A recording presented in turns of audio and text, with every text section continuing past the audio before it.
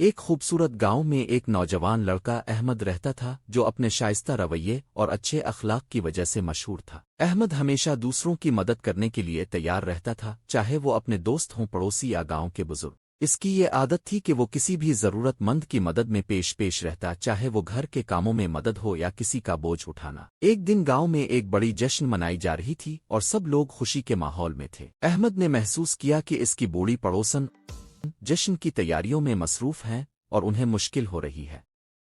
फौरन अहमद ने उनकी मदद करने की पेशकश की और तमाम काम मुकम्मल करने में उनकी मदद की। इसके खूबसूरत अमल ने उम्मीजान को बहुत मुतासिर किया और सब गांव वालों ने अहमद की तारीफ की।